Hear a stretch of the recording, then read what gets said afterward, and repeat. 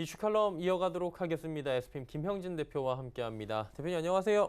네, 안녕하십니까. 네, 시장에서 금리 인하에 대한 요구가 트럼프 대통령을 중심으로 해서 지금 더 커지고 있는 상황인데 잭슨홀 미팅 그러다 보니까 우리가 관심을 많이 갖게 되는 것 같습니다. 그쪽에 대한 이야기가 좀 나올까요? 네, 그렇습니다.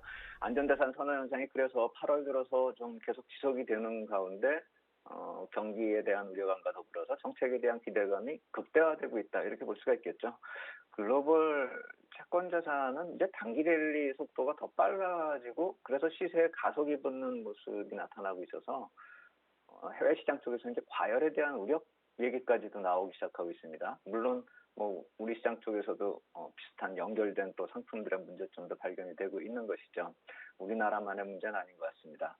여하간에 글로벌 정책 공조가 채권 시세의 동반 상승이라는 그런 관점이 나타나고 있기 때문에 표 하나 만들어봤는데 미국하고 독일의 10년물 국채 수익률 추이입니다.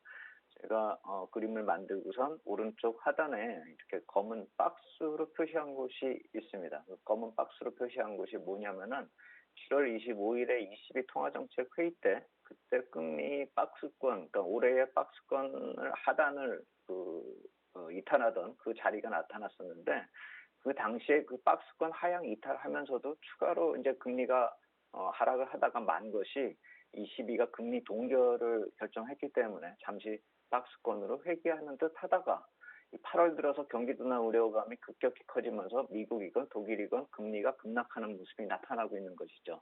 그 박스권 아래로 툭 떨어지고 있는 게 8월 들어서의 모습입니다. 역으로 말씀드린다면은, 그러니까 금리의 수익률 추이로 말씀을 드리는 게 아니라 가격이라고 생각을 한다면 채권 가격이 급등을 하고 있는 그런 모습이죠.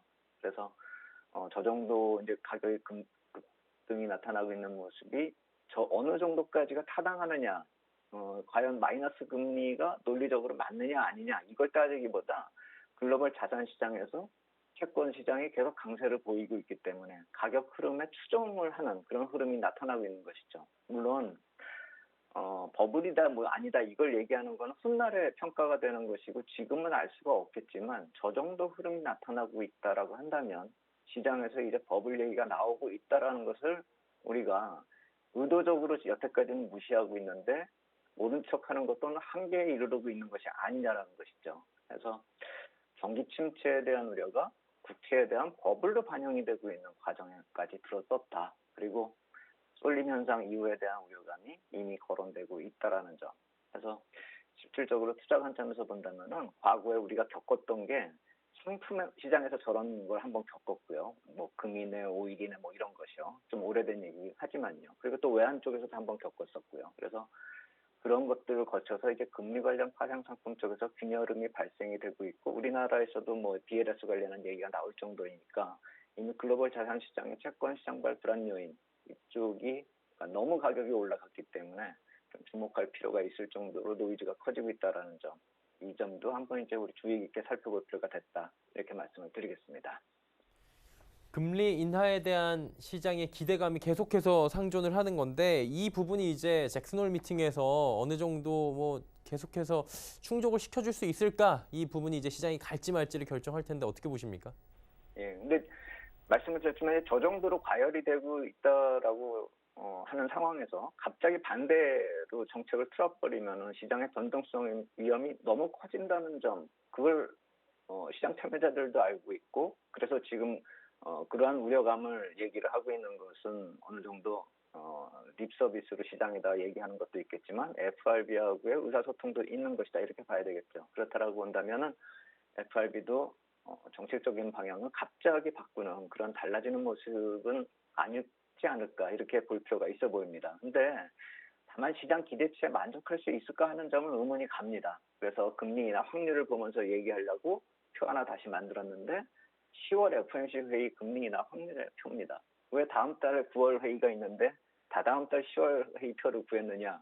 왜냐하면은 다음 달은 25bp나 금리나 확률이 98.1%고 나머지 쪽엔 다들 관심이 없는 상황입니다. 그래서 25bp나 금리 확률이 거의 기정사실화되어 있는 것이 다음 달 회의고 그 다음 달에 10월에 50bp 금리나 10월 말에 열리는 회의 때 50bp 금리 인하가 표에서 보시듯이 77.6%나 기록이 되고 있습니다. 그리고 저 다음에 물론 그림은 안 그렸지만 저 다음 회의 때는 75bp 금리 인하가 50.4%를 기록하고 있기 때문에 다음 달, 그다음 달 연말까지 25bp씩 세 번 금리 인하가 나타나고 있는 것이 지금 시장에 반영이 되고 있는 것이고 FRB가 이러한 기대감을 과연 만족할 수 있을까? 이것에 대해서는 이번 회의 때 저런 일정으로 하겠다라고 얘기하려는 만무한 것이고 그래서 어떠한 식으로 과연 비슷한 코멘트가 나올 수 있을까? 그래야지만 시장이 안정이 될 텐데 그것이 좀 의문점이 드는 그런 상황이다. 이렇게 볼 수가 있는 것이죠. 그래서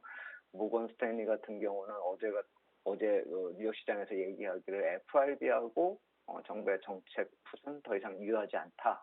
그러니까 시장 안정에 기여하기에 이제는 역부족이다라는 표현까지 쓰고 있는 것이고 핑크 같은 경우는 무역 분쟁 같은 경우 악재가 조금만 해소돼도 글로벌 국채 금리는 대폭 상승할 것이다. 가격이 떨어질 것이다. 이 얘기하는 것이죠. 근데 우리가 가만히 이걸 듣고 있다라고 보면은 이게 사실을 분석하는 시장 분석이라기보다는 FRB에다 대고 요구한 듯한 해석과 전망이다. 이렇게 봐야 되겠죠. 그래서 FRB가 이 시장의 소리들을 귀담아 듣고 있는 게 뻔할 테고 이번 주 주말 이벤트에서 시장 안정을 위한 적절한 코멘트를 해줬으면 하는 기대감이라기보다는 오히려 간절한 바람들이 시장에서 나오고 있는 상황이다. 그리고 여태까지의 흐름을 놓고 보면 FRB 쪽에서도 좀 비슷하게 보조를 맞춰주는 상황이 나타나지 않을까. 그래서 미국 시장이나 우리 시장이나 좀 반등을 하는 흐름이 나타나고 있는 것이 아닐까 이렇게 생각이 든다 이렇게 말씀을 드리겠습니다. 이번 주에는 어제 미국 증시가 좀 하락하긴 했지만 전체적으로 흐름 괜찮고요. 글로벌 시장, 우리 시장 역시 오늘도 변동성은 조금 있지만 코스닥 시장 계속 올라가고 있는 상황입니다. 정책적인 효과가 좀 선반영된 게 아닌가 이렇게 또 의심을 해볼 수가 있을 것 같은데 어떻게 보는 게 좋아요, 이런 건? 예, 맞습니다. 그러니까 여러 가지로 복합적인 이유를 놓고 봤을 때 시장이 깨지지 않게 하려면 어느 정도 방향이 정해져 있는 것이 아닌가. 만약 그거에서 많이 벗어나면 변동성이 상당히 커질 수 있는 그런 상황만큼 가 있다라고 봐야 되는 상황이죠. 그래서 상승 전환이다 이렇게 볼 수는 없겠지만 그리고 또 우리 시장은 탄력이 좀 많이 약하죠. 아까 보니까 코스피는 뭐 장중에 마이너스까지도 다시 들어가는 모습이 나타나고 있는 그런 모습이죠. 그래서 우리 시장 쪽은 약간 한 달이 건너서 영향을 받기 때문에 더 약한 모습이다 이렇게 볼 수가 있는데 일단 흐름은 직전 반등을 했었던 5월에 나타났었던 반등 모습하고 지금 아주 유사하기 때문에 조금 바닥을 만들어가는 이런 반등 흐름이 좀 더 지속되지 않을까 하는 기대감은 있습니다. 그러니까 자세히 표현하자면은 기술적으로 우리가 주가하고 보조 지표 간의 다이버전스 나타났다. 이거는 뭐 지난주에도 말씀을 드렸는데 수급적으로 이 대차 상황이 좀 급증하는 그런 모습이 나타났다라는 점도 관심권이고요. 또 펀더멘탈적으로 놓고 봤을 때는 어닝 시즌이 이제 끝났지 않습니까? 그렇다라고 본다면은 악재 반영이 한국 시장에서는 대강 마무리되고 있다라는 것이죠. 그래서 그것들이 과거에 놓고 봤을 때 펀더멘털적으로 어닝 시즌이 마감이 되면서 디커플링이 좀 줄어들었고 그리고 조정이 나타난 이후에 미국 시장하고 동반해서 상승 시도를 했었다라는 점을 감안한다면 지금의 반등 시도가 어느 정도 이해가 간다 이렇게 볼 수가 있겠습니다. 특히나 해외 시장 쪽을 봐도 다들 이제 비슷하게 5월 말부터 이렇게 좀 반등을 하고 8월 초에 뭐 조정을 보이는 그런 모습 동반해서 나타났었는데 미국 시장도 과매도 구간에 진입하는 그런 모습입니다. 그러니까 조정폭이 상대적으로 예전보다는 많이 커졌다라는 것이죠. 그래서 연초부터 5월까지 상승을 한 다음에 1분기 어닝 시즌이 끝난 다음에 조정이 나타났었던 비율을 보았면은 한 38% 정도가 미국 시장이 빠졌었는데 지금 5월에 바닥치고 8월까지 2분기 어닝 시즌까지 그렇게 상승한 다음에 어닝 시즌 중반 넘어서부터 조정이 나타나는 그 모습을 구해보면은 이번에는 거의 그 오름폭의 2배가량 조정을 보였습니다. 62%좀 넘게 그렇게 조정을 보여서 상대적으로 이번에 조정폭이 좀 큰 것이죠. 그러면서 단기적으로 쭉 내려왔기 때문에 과매도 권역으로 진입을 한 상태고 그래서 미국 시장도 또 반등을 나타나는 그런 모습으로 이어지고 있다. 이렇게 이해하시면 되겠죠. 그러면 지금의 모습은 자율 반등 정도의 성격으로 볼 수도 있는 것이고 또 하나는 이런 글로벌 시장 동반 조정 보이고 단기 과매도권 보이는 그 이면 쪽에 이 숏 스퀴즈 랠리에 대한 기대감이 증폭이 되고 있다는 점, 이 점도 한번 살펴볼 필요가 있어 보입니다. 그러니까 시기의 문제일 뿐이지 한 번 정도 나올 만한 흐름이 됐다라는 것이죠.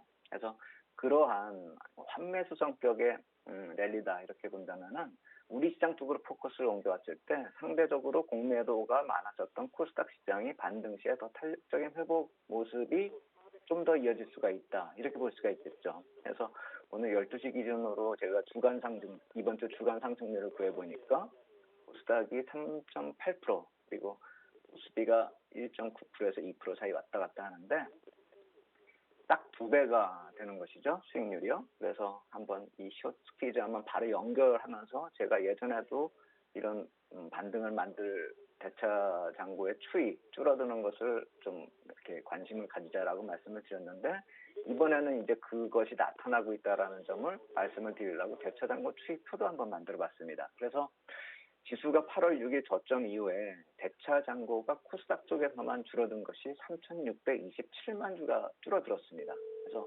표에 보시듯이 한쪽이 쭉 올라왔다가 지금 쭉 빠져내려오고 있는 것이 대차 잔고가 8월 6일까지 쭉 늘어났다가 그 이후부터 지난주까지 쫙 줄어든 것입니다. 그러면서 약간 또 좀 올라오고 있는 것이죠. 그래서 그게 전체 잔고, 그러니까 대차 잔고 전체의 비중을 따져봤을 때 늘어났다 줄어났다 한 양이 한 2.8% 정도 됩니다. 그리고 똑같이 이제 표를 만들지 않았는데 코스피 같은 경우는 약간 늘어났다가 좀 약간 줄어드는 모습인데 상대적으로 좀 적다라는 것이죠. 그래서 코스피 같은 경우는 1,684만 주가 좀 감소했는데 수량을 보면 딱 절반 정도인데 시장이 더 크니까 영향은 덜 하겠죠. 그래서 비율로 따져보면 전체 잔고의 0.9%밖에 줄어들지 않은 것이죠.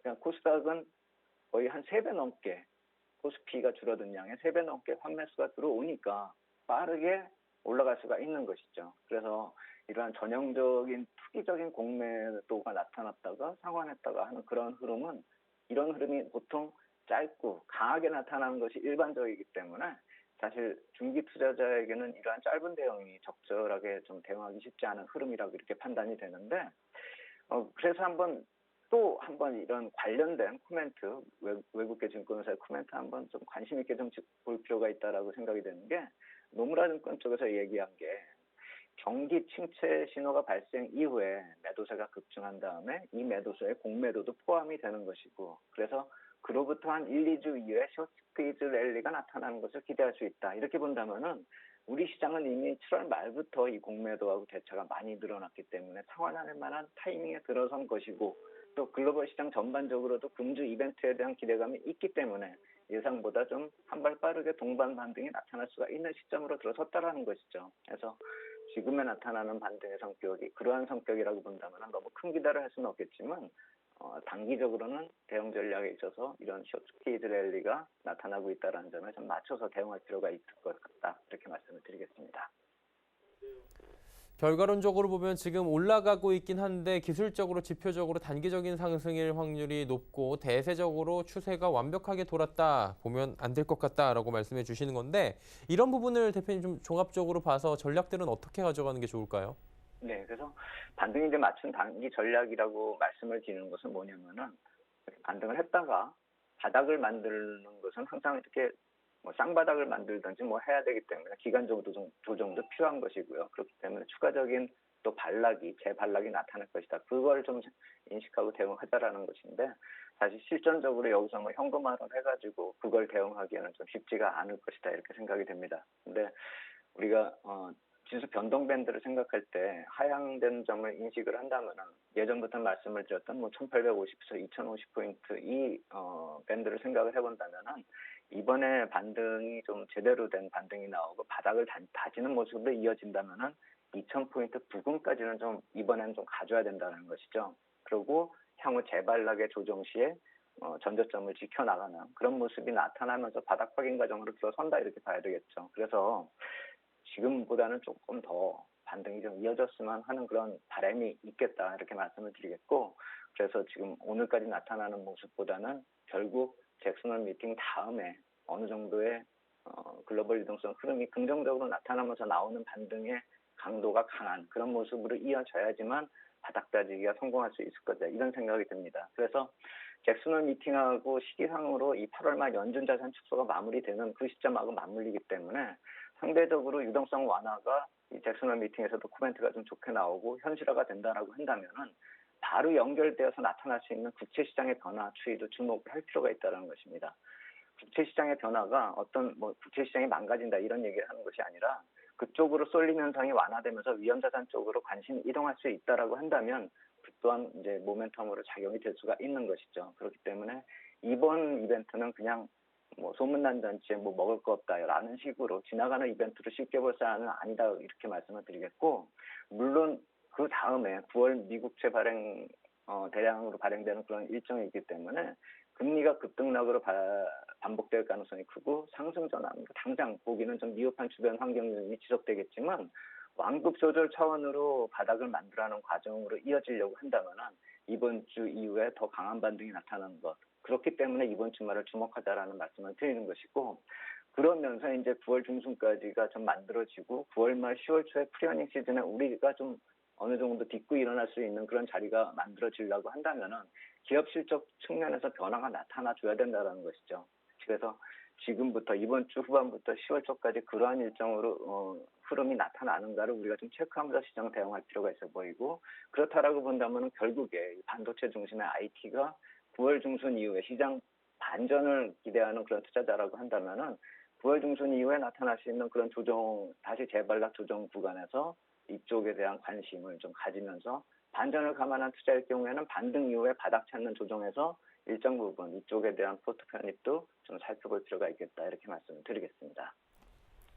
네, 시장 상황의 전략들까지 함께 짚어봤습니다. SPM의 김형진 대표와 함께했습니다. 고맙습니다. 감사합니다.